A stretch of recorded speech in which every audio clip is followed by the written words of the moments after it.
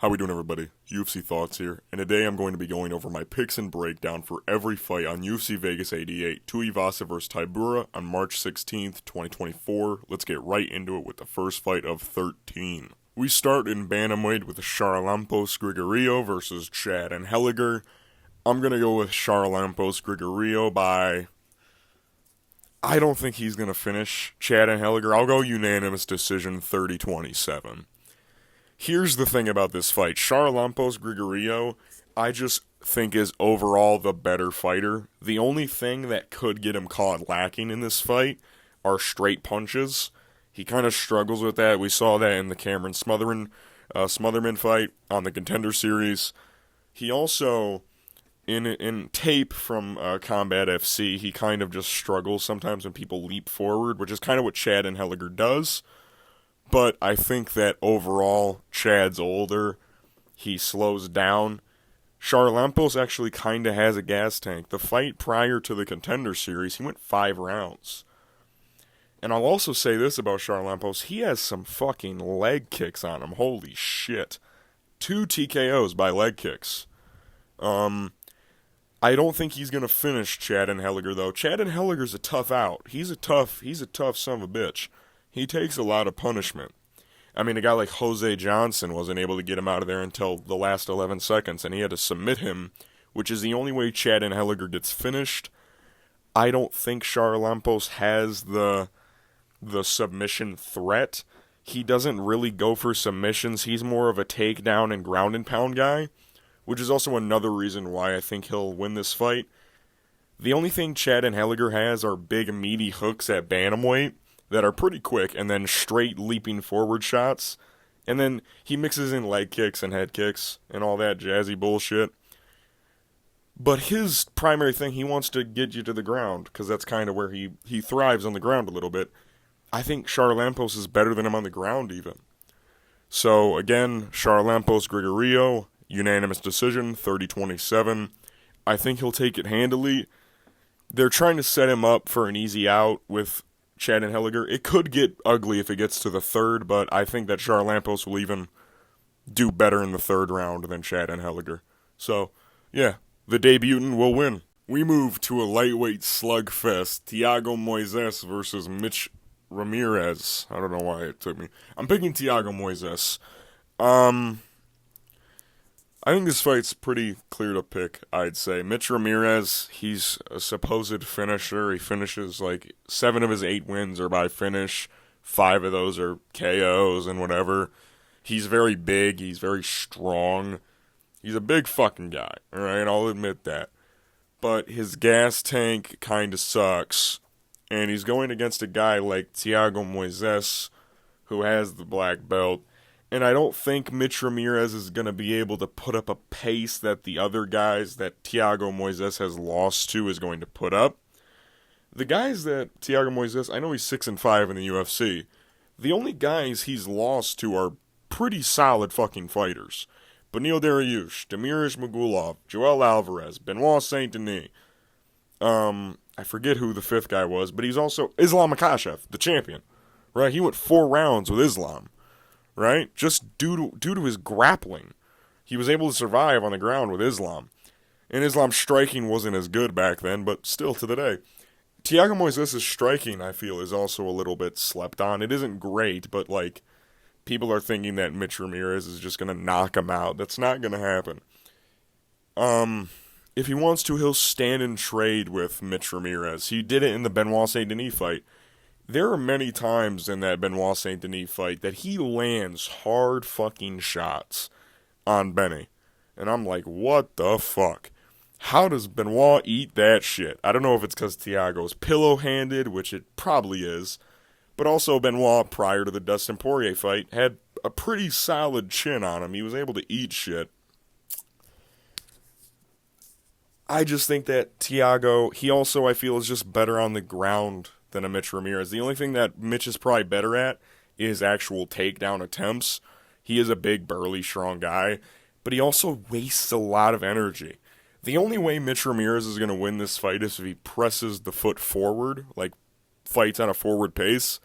He doesn't usually, do that. Thiago Moises, I feel, has the better experience. He's fought better guys. He's beat better guys. Yeah. I just think that this guy is hyped up a lot for no reason. I think Thiago's going to take out the trash in this fight. I don't know if he's going to finish him. I don't think Thiago has the power in his fists to knock him out, but I think he has enough in the energy department to submit him late. I'll go third round submission, rear naked choke for Thiago Moises. I think he'll just, because Mitch Ramirez is not going to put up a fucking insane pace. Also, Thiago goes to the body a lot with body kicks and body teeps. Watch out for that in this fight. I think that'll pay dividends for his win. Let's go, Thiago. Get back in the win column, baby. We move to Jacqueline Amorim versus Corey McKenna. I'm going to go with Corey McKenna. I think this fight's very interesting. Let me just say this. This fight is interesting on a grappling aspect. There's going to be, no striking, I believe. Usually when you put two wrestlers together, they're going to strike. I don't think that's going to be the case here, and if it is, I think Corey McKenna will win. I think she just has better striking. Jacqueline Amorim's striking is very weird. The best thing in Jacqueline Amorim's arsenal is definitely a head kick. But other than that, she's not really that crazy on the feet. Neither is Corey, may I say. Yeah, this fight, I look at the reach, right? 10-inch reach advantage is pretty crazy. It is. Pretty wild. But Corey McKenna, for how small she is, she has been able to fight bigger ladies and come out on top, besides the Elise Reed fight. Right? She's beating ladies who do have big reaches. And she's also beating ladies with good grappling. On the Contender Series, Corey McKenna beat Vanessa Demopoulos, who is a very well-known, jiu-jitsu girl in the UFC. She's the girl that jumps into the arms of, the commentator after she wins. Joe Rogan! That girl, the one, I think she was a stripper or whatever. Yeah, she beat her on the Contender Series. She has wins over Cheyenne Vlismas. She's out grappling these ladies, and don't get me wrong, Jacqueline Amorim is very, very, not entertaining, but very impressive in her last performance against, Coneo, I think is her name, the one Mexican, she's just covered in tattoos. But also, her gas tank sucks. Her gas tank sucks, dude. Sam Hughes exposed her hard. Now, I think her gas tank has improved, but Corey McKenna is not going to be a punching bag, essentially, for 3 rounds that Caneo was. And Caneo, even in that fight, she had 3 minutes of control time, and she got those takedowns very easily. Jacqueline Amorim has a 0% takedown defense inside the UFC. She's willing to go to the ground because she thinks she can get trips and reversals. Not trips, reversals and transitions on the ground. I don't think she's going to be able to get those against a Corey McKenna, who is smaller, and her base is very good. Caneo has longer arms, so she was able to get a bunch of arm bar attempts on her. Corey, she's very reserved on the ground. She's able to move pretty easily. I think Jacqueline is very, very raw, talent-wise, and I think this fight's going to set her back a little bit, but I think she'll bounce back on her next one. Corey McKenna, the only thing that really worries me is her long layoff. The last time she fought was in 2022, right? It's a long layoff, man. It's over a year. But I think she'll work through it, because she's good, and I think she'll win. If she doesn't, fuck me, I guess. Who cares? So I'll go Corey McKenna. I don't think she'll submit Jacqueline. I think she'll beat her 29-28. Because I will say this, Jacqueline, if she does win a round, it'll be the first. Because that's where she dumps a lot of energy in. If Corey McKenna is able to make it past that first round, her average fight time in the UFC is 10 minutes. But it's a good 10 minutes. I think she'll be able to win. So, Corey McKenna, 29-28. Lock it in, dude. We move to Josh Culibao versus Danny Silva. This could possibly be one of the best fights on the entire card, if I'm being honest. And I'm very torn on who I want to pick. I think I'm going to pick Danny Silva, but it's so hard. Because I feel that they're going to strike. Because Joshua Kulabau, he has good dynamic striking. He has good combos. Danny Silva, while his boxing is very good, he's a Golden Gloves champion, by the way. I don't know if you know that. His defense is a little wacky to me with knees and elbows, and he goes for dirty boxing clinch exchanges in like the center of the octagon, and he gets hit a lot. And I'm not saying that Josh has like insane power, but he has a little bit of it. I think I'm going to go with Danny just due to the way that he mixes things up as well. He goes to the body. He rarely goes to the legs, but when he does, they're very hard leg kicks. They do land very hard. Danny's a straight-up boxer, okay? And Josh, we've seen him wilter to cardio earlier in his career. He tends to slow down. Danny Silva had one of the best fights I've ever seen on the Contender Series with Angel Pacheco. It's legit one of the best fights I think I've ever seen. And, by God, was it fucking entertaining. But I don't think he's going to be able to finish Josh. But also, what makes me want to pick Josh is because Danny missed weight. He missed weight, which is going to put a fire in Josh's belly. He's going to want to win this fight to fucking show this kid, you can't fucking miss weight on your first fight, dude. But I think there's straight shots of Danny Silva. He starts quick. He starts fast, right? I would like to see him make weight. He didn't even try to cut the rest of his weight. He weighed in at 148.5 and called it a day. Right, respect to Josh for taking the fight. He's a fucking dog.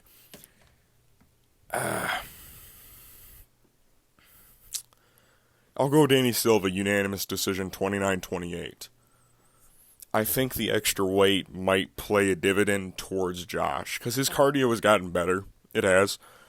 And I think Josh might be able to take over in that third round, possibly. I think early on it'll be Danny Silva leading the dance, winning the foot battle. His footwork is good. His head movement, when he is in his element, in that Angel Pacheco fight, he was moving it very well. There was exchanges where Angel would throw 5 punches and miss every single one. Right? Yeah, this fight's going to be fucking bananas, by the way. If you guys want to see a fucking slugfest, tune into this. Because I don't think they're going to wrestle. If they do, that'll be sad. I don't want to see that. Neither of these guys have, like, insane submission threats. So I don't want to see that. Don't grapple. Please don't. Make it fun. If they do grapple, I would probably... If they're going to grapple, I'd give that advantage probably to Josh. If I'm being honest. Probably. We move to yet another wild fight. Jafel Filo versus Ode Osborne. This fight goes either like one of two ways. Either Ode finds the chin of Jafel Filo and cracks it and knocks him out, or Jafel submits him. I'm picking the latter. I think Ode Osborne, he's always struggled with grappling. The only fight where it looked like somewhat meh-ish was against like Charles Johnson. But that's because Charles is like, let's keep it a buck. He sucks early on. He always has to find a win in the third round to try and, do stuff, but it is what it is. Jafel Filo in his last fight, he also, if Muhammad Mukayev gave any rat's ass about his health, Jafel Filo would have a win over Muhammad Mukayev. He would. He was ripping his knee apart and he didn't care. Ode Osborne cares about his personal health. Jafel Filo, 15 wins, 14 of which are by finish, 5 KOs, TKOs, 9 submissions. Ode is a very exciting fighter. Don't get me wrong. He has possibly one of the highest quick twitches at flyweight. He does. He does a bunch of funny shit, flying knees, cool stuff, right? I think he could get through on a guy like Jafel Filo, who is a little wild early on, but I think if this fight even touches the ground, I think he's just going to get submitted, right? Jafel Filo, he does have a very well-rounded ground game. He's not just like a submission threat guy where he's just like, oh, I'm gonna submit you. Right? He does good transitions on the ground. He goes for position over submission, right? He doesn't try to rush the submission. He methodically moves through it. And a guy like Ode, who is very nervous and panicky on the ground, he kind of finds his way into positions like that. He kind of forces his way to give up his back trying to get up. And I feel like that's going to be his downfall in this fight. I think he's going to give his back up to a guy like Jafel Filo, and he's going to get submitted. I think Ode Osborne can even have a good start at the beginning of this fight, maybe even knocking down Jafel Filo. I think he might even go to the ground with a guy like Jafel Filo, knocking him down or whatever, and it's going to cost him, right? It is what it is. It either goes either way. I'm picking Jafel Filo round 1 submission, rear naked choke, but I understand an Ode Osborne pick. We move to Josiane Nunes versus Chelsea Chandler. I'm picking Josiane Nunes. This fight intrigued me. Whoa, Curtis Blades moment. Holy shit. This fight intrigues me a lot, alright? I still can't get over the fact that Josiane Nunes is 5'2" and has a 67-inch fucking reach. She has one of the weirdest builds I've ever seen in my life. And I still think she's way better than Chelsea Chandler. The only thing Chelsea really offers in this fight is the takedown. And even then, Josiane has been fighting bigger women her whole life. I mean, like, every single fight she's had in the UFC has been against a girl who is way bigger than her, and she outstrikes them. It's one of the wildest shit I've ever seen in my fucking life. She knocks them down, too. Like, she hits hard as shit. Like, Romana Pasquale was getting fucking rocked by Josiane Nunes. And Chelsea Chandler, I don't mean to be the bearer of bad news, she gets hit quite a bit. And she doesn't really have a good gas tank. She doesn't. She kind of gasses out pretty easily. And Josiane Nunes throws at a very high pace. She throws a lot. She lands, I think, 7 strikes per minute is the average she has, which is insane, by the way. Most fighters in the UFC have a clip of like 5 to like 4 to 5. Some even dip into the 3 range. Chelsea Chandler does. Josiane Nunes throws at a very high clip. She doesn't get hit as much as she does hit people. And Josiane, I don't think that she's going to be threatened by the takedown of Chelsea Chandler. I think we're going to see another meme of Chelsea running away from Josiane Nunes somehow. Listen, if Josiane just gets wrestle-fucked, that's my bad. Alright? I completely understand that could be a possibility. I mean, Romana Pasquale might be one of the worst fighters we've seen in the UFC. She got 3 takedowns on Josiane Nunes. Chelsea Chandler has a better wrestling pedigree. But I just don't see it. I'm sorry. I don't see it. The thing that I hate about Josiane Nunes, she is entertaining, but goddamn is she so inactive. She is so inactive. It is one of the weirdest things ever. She fights once a year. It is so fucking annoying. Fight more, lady. Please. Jesus Christ. And, yeah, again, the height difference doesn't scare me because Josiane Nunes fights women like this all the time. So Josiane Nunes, I'll go unanimous decision, 29-28. Fucking 29-28 is I think Chelsea will probably win the first round, gas out, lose the next 2. That's my bet is what happens. We move to the featured prelim of the night. Deton Levy takes on Mike Davis. Both of these guys are coming off humongous fucking layoffs. Holy shit. Do either of these guys even fight? I'm picking Mike Davis. Now, this fight, I think if both these guys are active, I think Mike Davis takes it very handedly. I think he just beats the shit out of Deton Levy. But since they're both having layoffs, I think it's going to be pretty close, actually. Both of their striking sets are pretty unique to themselves. Mike Davis has pretty solid boxing combinations that he likes to throw. He's pretty solid in the pocket. Natan Levy has a very good, karate style. He throws a lot of fun kicks. He has, good head kicks and shit. Genaro Valdez, I don't know how he ate half of the shit Natan Levy threw at him. But I think the difference in this fight is definitely going to be the grappling. Mike Davis is a fucking big dude. He's a big guy, and he has a gas tank. Natan Levy, we've seen him, slow down. It happens. It just does. I know he's probably improved his cardio. He was able to go 3 rounds with Genaro Valdez, and he fought at a pretty solid pace in that fight. But I just think Mike Davis is a different beast, and that's no pun intended. Yeah, I'd like to see how this fight goes into the 3rd round. I don't think either of these guys are going to finish each other. If they do, I'd be greatly surprised, if I'm being honest. I think Mike Davis has just fought better competition. He's beaten better competition. The guys Natan Levy has beat inside the UFC are not, spectacular by any means. They're pretty low level, not low level, but medium level competition. Mike Davis has fought the likes of fucking Sadiq Youssef on the Contender Series, fucking Gilbert Burns in his debut. What the fuck is going on there?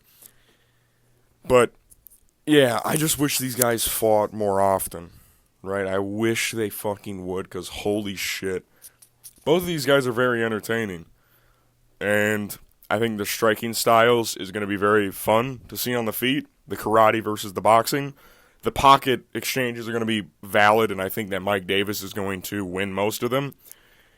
I think he's going to press forward, land a couple good shots. Yeah, I think he'll win by decision. I'll say 30-27. I think the cardio kills in this fight. Mike Davis fights at a higher pace. He'll win every round by a pretty close margin, but a clear margin, if you get what I'm saying. We move to the beginning of the main card. Gerald Meerschaert, GM3, takes on middleweight Bryan Barberena. Why is Bryan Barberena at middleweight? No one knows. He just packed on a bunch of fucking blubber. I'm picking Gerald Meerschaert. I'll pick him by, I don't want a 3rd round submission, maybe 3rd or 2nd. This fight, the thing is that Gerald Meerschaert should win this fight. He honestly looks very good. His physique looks pretty fucking good for Gerald Meerschaert, may I say. Compare him to Bryan Barberena. Holy shit. What the fuck's going on there? It's crazy. I think Gerald Meerschaert's grappling is going to just play a toll in this fight. And Gerald's striking isn't that bad. He knocked down Bruno Silva. Alex Paella couldn't do that. And he choked his ass out. I'm not saying Bruno Silva's that crazy high level. He really isn't. But shit happens. Bryan Barberena, his striking's very sloppy, man. He put on a bunch of sloppy weight to make up to middleweight. Mahmoud Muradov thrashed this dude around for 3 rounds. He beat the shit out of him, okay?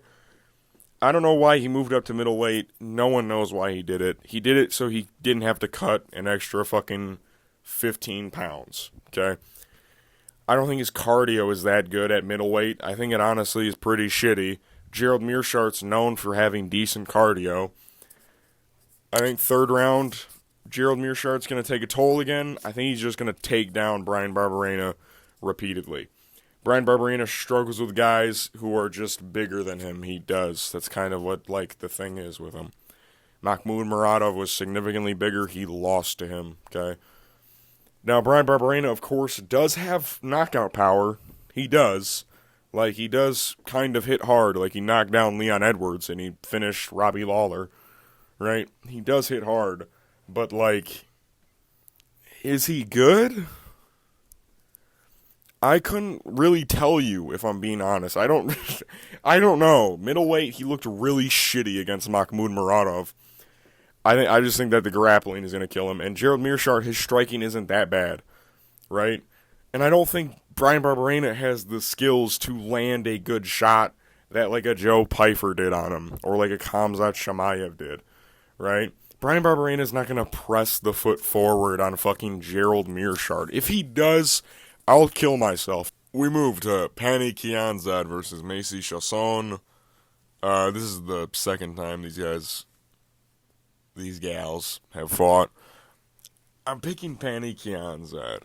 The first fight, Macy Chiasson put a lot of heavy pressure on Pannie and got a finish after she knocked her down and then submitted her. I think it was submission, right? Was it? I forget. It was so fucking long ago. I think both of these women are just different now. I think they've changed quite a bit. Pannie, her striking is pretty solid. I think if Macy really wants to win this, I think she should try and take it to the ground or use her length. You know, she was doing it very good in the first fight, but even then, Pannie Kianzad's a violent little monster, dude. I think she's going to find her way inside, you know. And even then, she can get a submission off her back, you know. So, I think both these ladies are going to bring it. I hope they do. Macy probably can win just by using her length. She's very good at that. Her striking's very crisp. But I think Pannie, she's been more active. She's just gotten better, like significantly gotten better. And I'm not saying Macy hasn't. She definitely has. But I think that Pannie, you know, people, after the Caitlin Vieira fight, her takedown defense didn't look so hot. Her takedown defense isn't that bad, all right? I think she's going to keep it standing. I think this is going to be a decision. I'll go 29-28 split decision. Pannie Kianzad. I can understand the Macy Chiasson pick. That's probably the smart pick. I just want one really heavy underdog on this card, because if it hits, God, is that so sweet. That'd be so sweet. Also, Macy Chiasson, her body sucks. Not her body, but her body health. Okay. Upkick TKO body. I don't even know how Irene Aldana did that. But it happened to her. But yeah, this fight, I hope it's good. You know, this is a really high-level women's fight. Bring it out. Bring it out, ladies. Let's go. We move to possibly my favorite fight on the entire fucking card. Christian Rodriguez moves back up to featherweight after so many weight misses, holy shit, to take on the surging prospect Isaac Dolgarian. This one's going to be a fun one. And it's a very hard pick, if I'm being honest. We don't really know a lot about Isaac Dolgarian. He has 6 wins by finish. He is a grappler. He likes to get ground and pound finishes or submissions. That's kind of his thing. His striking isn't fully there. He threw a couple nice leg kicks in his debut. He's a little wild, not wild, but he throws a couple looping shots. Christian Rodriguez, however, on the other hand, has so many good fights already on his resume. Hell, the guy who's opening up the card, Charlampos Gregorio, he knocked him out. Christian Rodriguez knocked him out in Combat FC. Or was it, I forget, whatever promotion they fight in. He knocked him out. He also has wins over Raul Rosas Jr. and fucking Cameron Simon. Took those two guys' O's back to back. This is the third fight in a row fighting an undefeated guy. But I think I'm leaning towards Isaac Dolgarian. And one of the many reasons why I'm doing that is because while Cameron Simon and Raul Rosas Jr. are very tough outs, they're very good fighters who are maybe even a little bit more complete than a guy like Isaac Dolgarian, they don't have the strength of Isaac Dolgarian. Isaac Dolgarian is a very strong guy, and even when Christian Rodriguez fought Raul Rosas Jr., in that first round, Raul was doing whatever he wanted with Christian Rodriguez. Now, Christian Rodriguez played the safe game and just didn't try to do anything because he was gassing out Raul Rosas Jr., but Cameron Simon, who is a little skinnier, who isn't very strong, he doesn't really have that much muscle definition on him. He went 0 of 5 on takedowns on Christian Rodriguez because he just doesn't have the strength to do it. Jonathan Pierce, a bigger, stronger guy who is a better wrestler than Cameron Simon, however, went 6 of 10. And I know that was his debut. I know that was 2 years ago.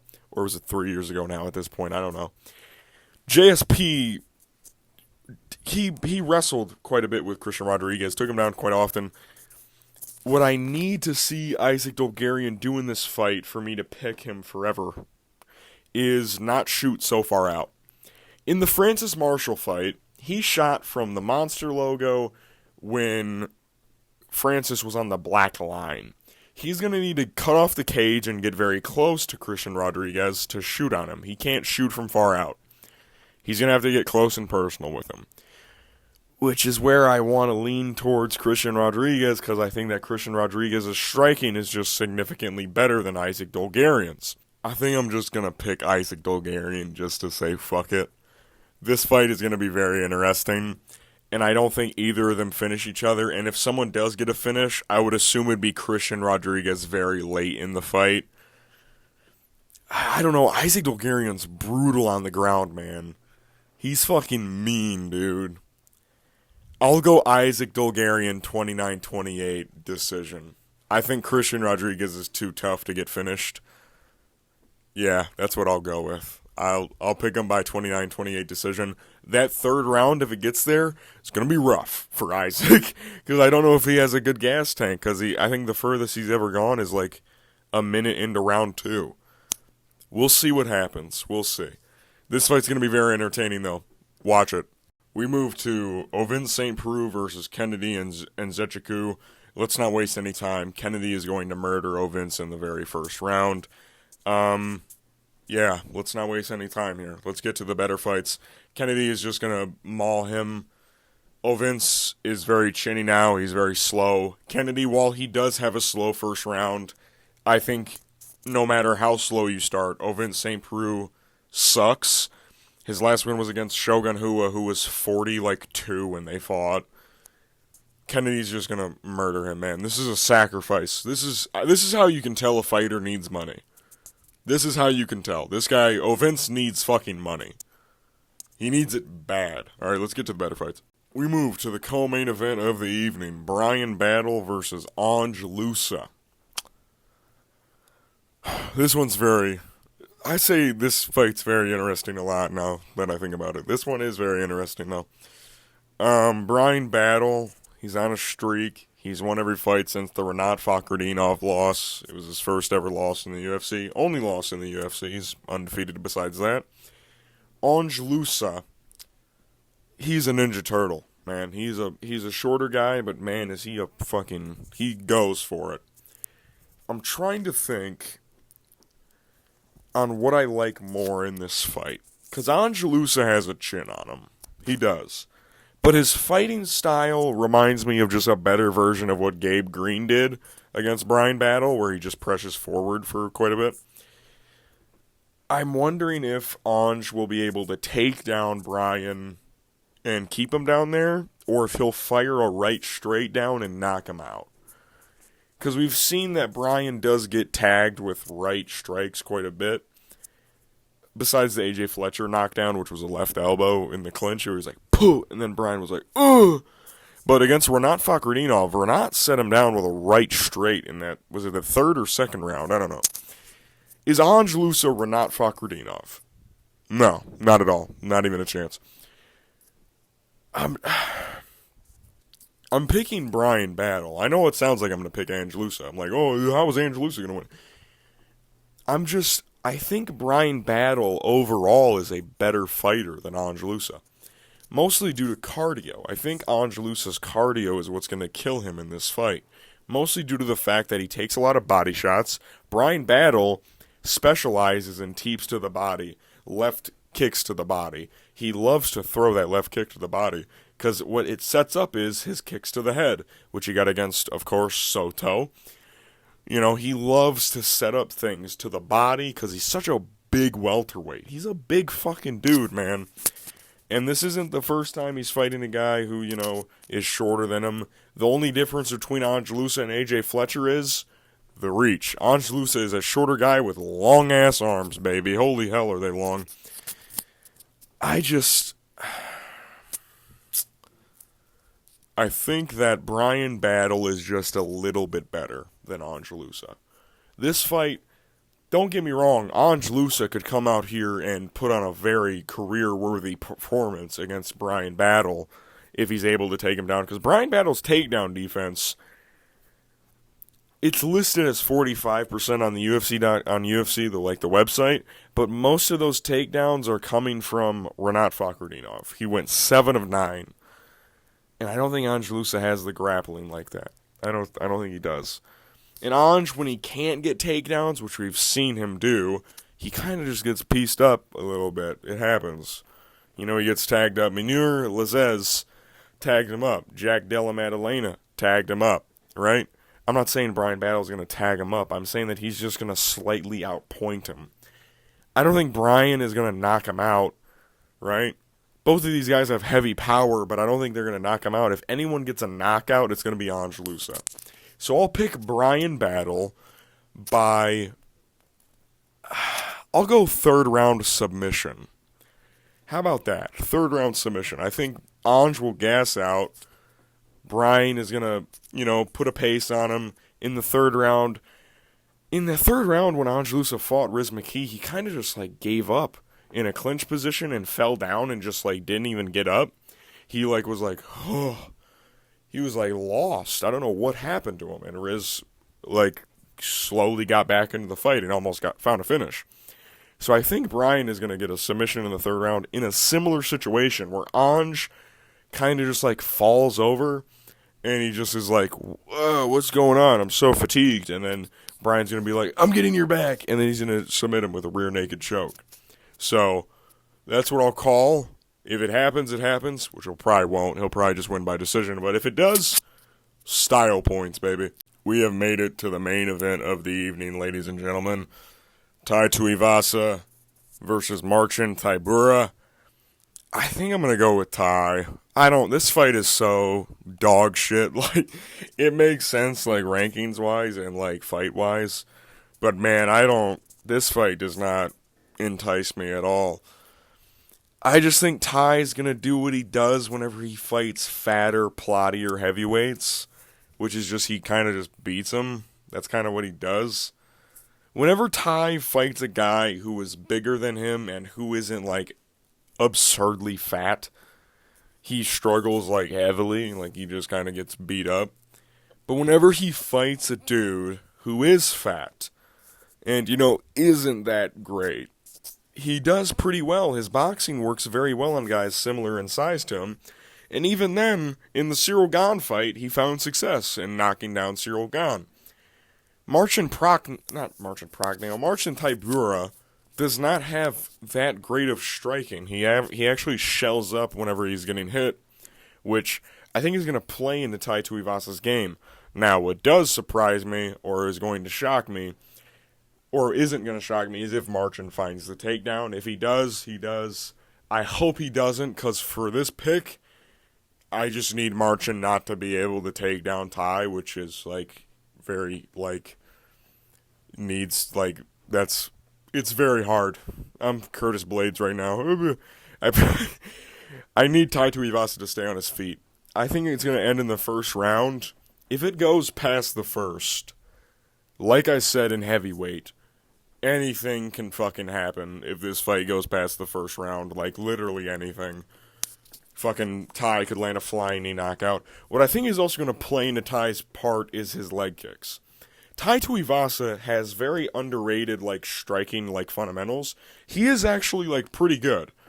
When he isn't fighting a very dynamic kickboxer like Ciryl Gane or a heavy power puncher who actually does have good boxing and isn't just throwing wild shit like Sergey Pavlovich, and he isn't fighting a guy who is as technical as Alexander Volkov, he does pretty well. In recent times, he's beat a lot of these, plottier heavyweights like Derek Lewis, Augusto Sakai. He's beating these guys because they're not good. They're not that crazy good. And I think Marcin Tybura fits that category perfectly. I think he's a little bit better than Augusto Sakai, who kind of is a bit shitty, right? Of course, Marcin Tybura, he has great takedowns. The wrestling is his key in this fight. He does have a bit of a power punch as well. But, like, Ty, when he fights a chinnier, fat heavyweight, because I totally forgot about the Blagoy Ivanov fight, who is a fat heavyweight, who has the chin of fucking demigods. I don't know how he fucking... Dude, has he ever been knocked out? I don't even know. But I think Tai Tuivasa is going to take it. I hope he does, for my sanity and also for my main pick card rate. Dude, my main events, I'll say it again. I need this. I need this one bad. I've legit hit one in the entire year. I'm going to start a streak right now. I need to start a streak with these next 4 shitty cards that are coming up. Fucking this one. I think Amanda Ribas Namajunas is next week. And then after that is Blanchfield Fiorat, which that card's actually kind of cool, not going to lie. The cards are cool. It's just like, why do we have to have them in the Apex?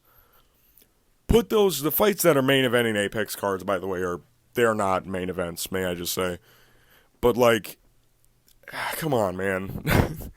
And then, of course, Marvin Vettori just pulled out against Brendan Allen, and Brendan Allen's now fighting Chris Curtis in their rematch, which I think Brendan Allen's going to win that. I think Brendan Allen's just improved significantly. And then, of course, UFC 300 is after all of this shit that's about to take place over the next 4 weeks. But, right, I need these next 4 to try and, like, even out the score. And I think I'm pretty confident on who I'm picking for these events, right? This is not a confident pick, but, like, come on. I need this main event, Tai Tuivasa. I'll go first round KO. I think he'll beat the legs up of Marcin Tybura if Marcin doesn't catch a kick, which I hope he doesn't. Holy shit, that would suck. I think Ty will hurt him in the leg, and then he'll put him against the fence and land a big old combination on Marcin's fat fucking head and his stupid-ass haircut, and then set him down. All right? I hope it happens. TKO in the first for Tai Tuivasa. Get the shoes out. Holy shit, if Tai Tuivasa loses, I'm UFC Thoughts. These have been my picks and breakdown for every fight on UFC Vegas 88, Tuivasa vs. Tybura on March 16th, 2024. My confident picks reside with Thiago Moises, Mike Davis, and Kennedy Nzechukwu. My pre-card rating is a 6 out of 10. This is your standard Apex card now. Alright, this is as best as it's gonna get. I'm joking, of course. There have been some pretty banger Apex cards, I'm not gonna lie. Like, main event wise, like Holloway Rodriguez was crazy. Cater versus Chikadze was pretty cool. There are good Apex main events, don't get me wrong, but like the next couple are okay, dude.